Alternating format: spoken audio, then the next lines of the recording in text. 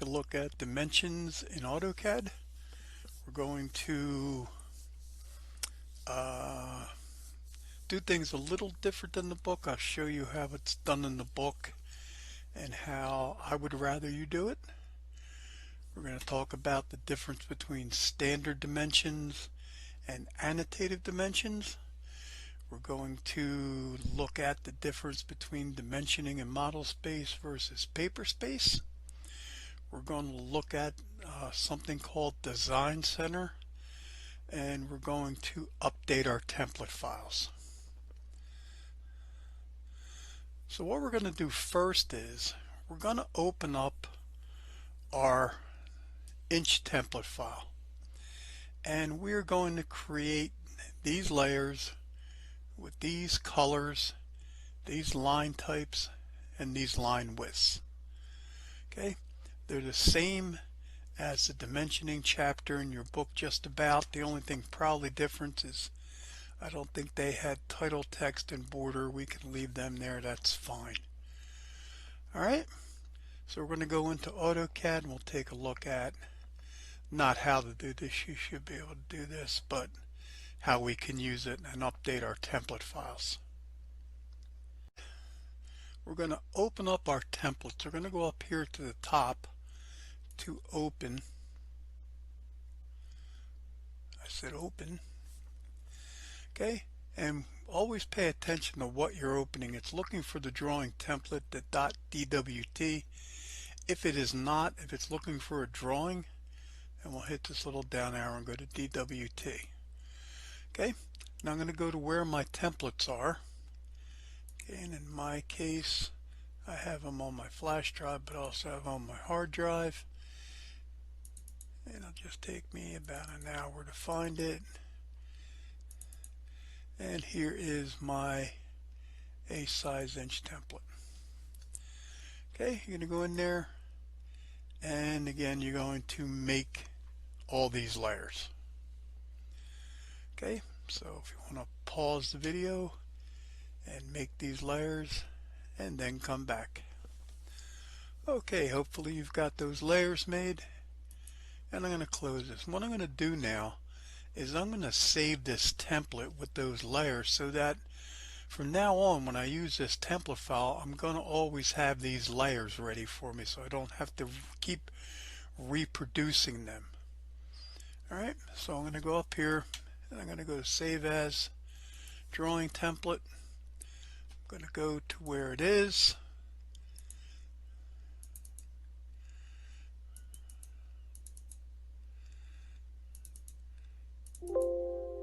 And ask me to replace it, and I'll say yes and take the same thing.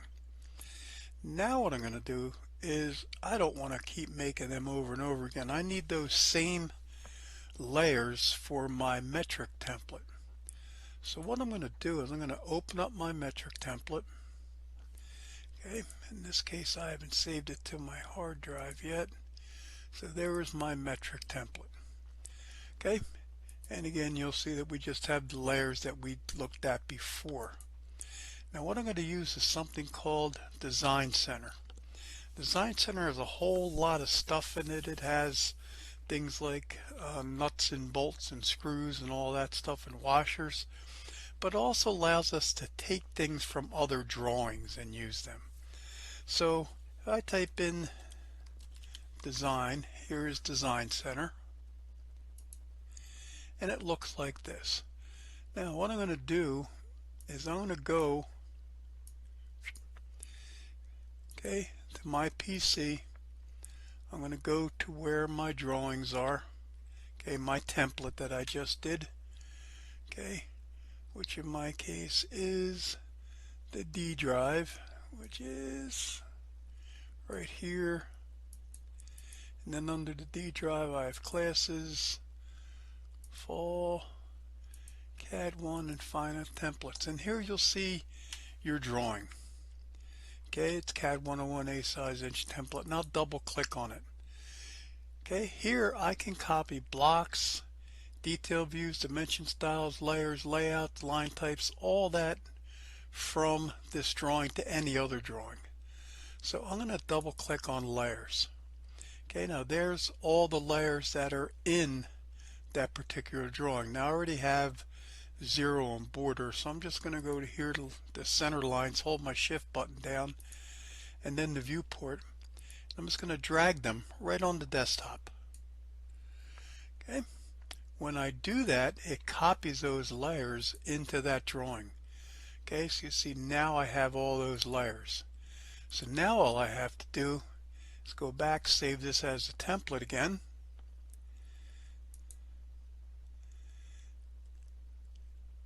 Okay, and I'll just put it back on my USB drive and replace it. Okay, now both of those have been updated so that they have the layers included in them already. Go to Canvas and you look at the week of October 26th, which is our basic dimensioning and notes. You'll see a file here, and it's called Settings for ASME Y14 Ansing Dimensioning.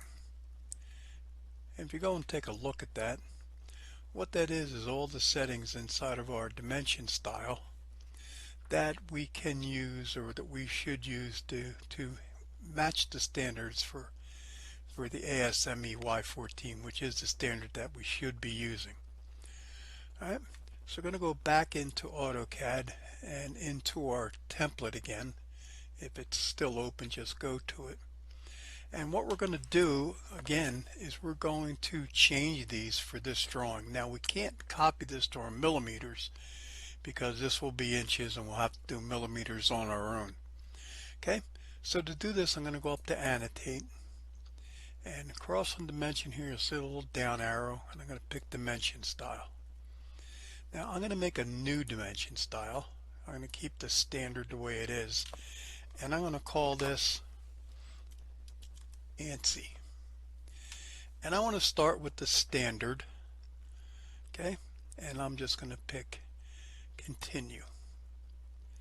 Okay, now the settings that we have, okay, you'll see we have the dimensions and colors and all that. We're just going to let that be by the line type that we're using. The baseline spacing is fine. Okay, the extension beyond dimension lines is a little too long. This is going to be 0.125.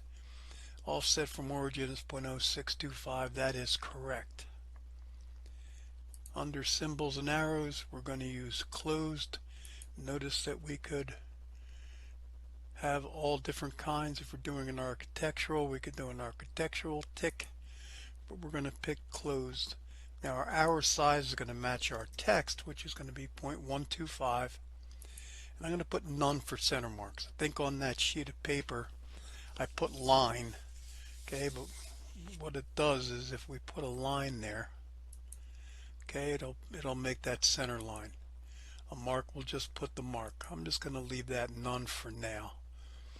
Okay, all this is good, all this is good, this is all fine. And I'm going to go to text. Okay, my text style is standard. Okay, block all that. The text height, I'm going to make it 0.125. Okay, it's going to be vertical. All this is good, all this is good. Okay, on the fit, everything is good. We could place text manually if we wanted to fine tune it, but we're okay with this.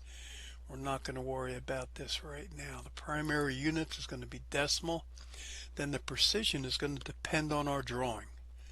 Okay, so if I'm doing a drawing that's say 2 decimal places, I would set that for 2. Okay, and I want to suppress the leading 0. Okay, notice when I do these, you'll see that here, you'll see 0.80. When I do that, it changes it, and that's the same with all of them.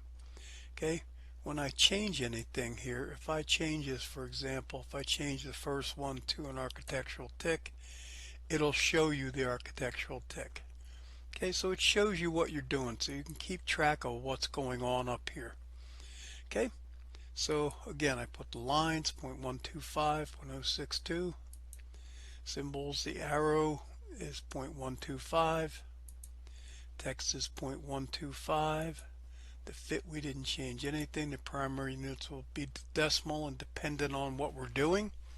and we want the leading 0.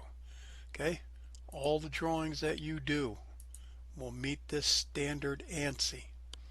Now while I'm here, I'm also going to create another new one.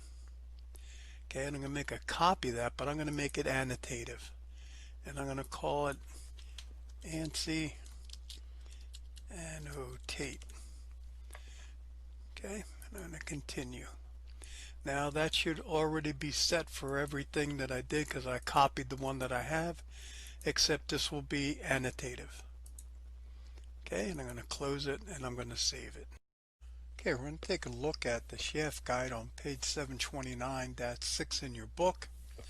I've drawn the 3 views. You can draw the 3 views. Now, there's 2 different ways that we can dimension this. We can dimension it in model space, or we can dimension it in paper space. If you do a search for which is better, it'll probably be like 50-50 what people like. Some people want to do it in model space, some people want to do it in paper space. I prefer paper space, and I'll show you why. So I'm going to go through and I'm going to dimension this in paper space first, and then I'll show you in model space, and we'll look at the differences. So one thing I want to do, I want to make sure up here, up top here, where my current dimension style is, I want to make sure that's ANSI. Okay, I've got everything drawn. I got my center lines, I got all my hidden lines. I think everything is here. Now if you notice, I left off the center lines right here. Okay, there should be a center line between these holes, but it's on the same line as this object line. So if I put a center line in here, from here to here, okay, it's pretty close. Probably could put that one in, but this one here is right on there. Okay, so for clarity, I'm going to leave them off. All right, now I'm going to go into layout, okay, and go into paper space.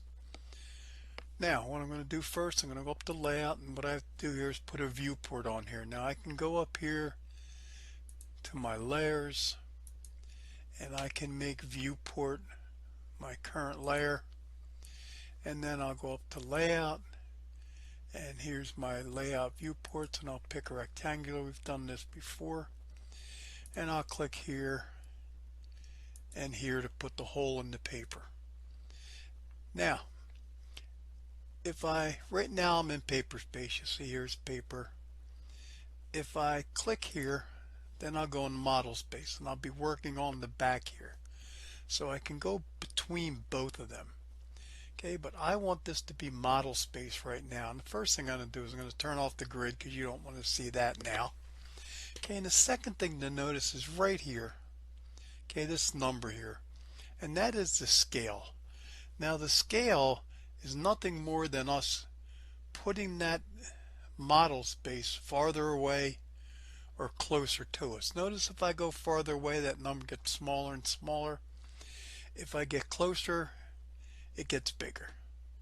Okay, if I hit this up arrow, here are standard scales. We should always pick a standard scale. Okay, now if you notice, if I pick 1:1, that's not going to fit on my drawing. So I'm going to change this, and I'll try 1/2. Okay, well 1/2 looks like it's going to fit fine, and I'll just pan this around to where I want it, maybe about there. Then I'm going to go back into paper space. I'm going to click on my viewport, right click, and then go up to display locked and say yes. Okay, now our view won't change. Okay, now I'm going to start dimensioning, and I'll dimension it like the book. I don't care for some dimensioning in the book, but that doesn't matter. So I'm going to go to annotate.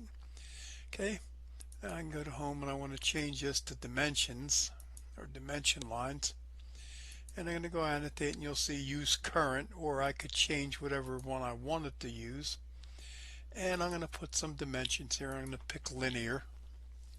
Okay, and one of the first dimensions I would put here is I would go from this center line to center line. Now to do that though, I want to pick the quadrant, okay, because it's going to leave a little space there, but I don't want the space. Okay, so if I pick this endpoint, it will put a space there, which is bad. If I put it on the center line, it might overwrite my center line. So I'm going to go to quadrant, then I'll drag it down.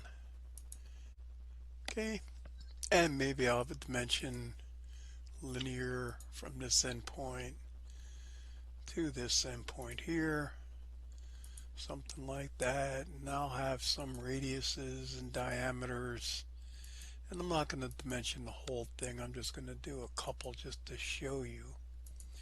And I'll go to radius here and I'll click there. Okay, and I would go through and I would do all my dimensions. Okay, that is dimensioning it in Paperspace. The dimensions are on the piece of paper.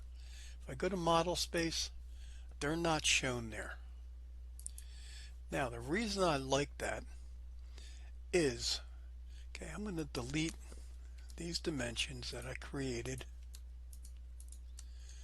Okay, and I'm going to look at, okay, and I'm actually going to go all the way back even farther than that.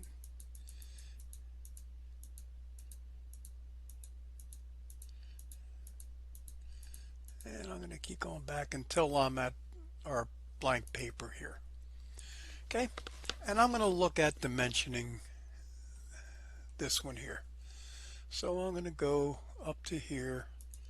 I'm going to pick linear, and I'll pick this one and this one and put it there. Okay, now I put it on the wrong layer, so I'm going to have to change that, but I'll put one more dimension here and here. Okay, I'll change those to the right layer. They should be on dimension, and I do this constantly. Just something that I do. Okay, now I want to look at it on the piece of paper. So I'll go to my layout. I'll cut my hole in it. Okay, and I'll go to Model Space, take off my grid, and again this is going to be half scale. Now if you notice, those dimensions are too small. That text height should be 1/8 of an inch. Okay, when we scaled our drawing, we're also scaling our dimensions. So these were 1/8 of an inch here, but when we drew them here, or when they came up here and we changed our scale, they became 1/2 of an eighth, or a 1/16. So what we do in that case, I'm going to go back to model and I'm going to delete these, is I need to go up here and I need to change to annotative dimensioning. So I'm going to pick ANSI annotate. Now what that's going to do, it's going to take into account the scale. Now I got to tell it what scale I'm going to use. So I'm going to go over here and I'm going to pick half scale. Okay. Now I'm going to go up to linear and I'll put those two dimensions again. And you can already see that they're bigger.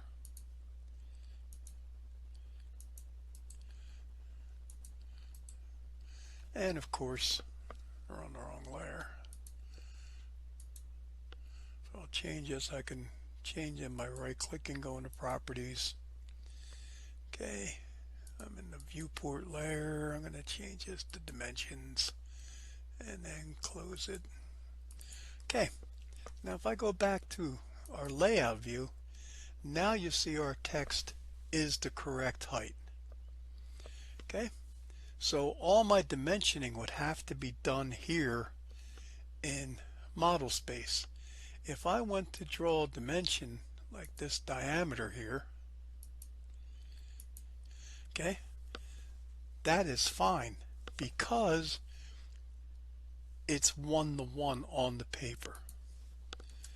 Okay, so if we're going to dimension in model space, we must use annotative dimensioning. If we're going to use paper space, it doesn't matter.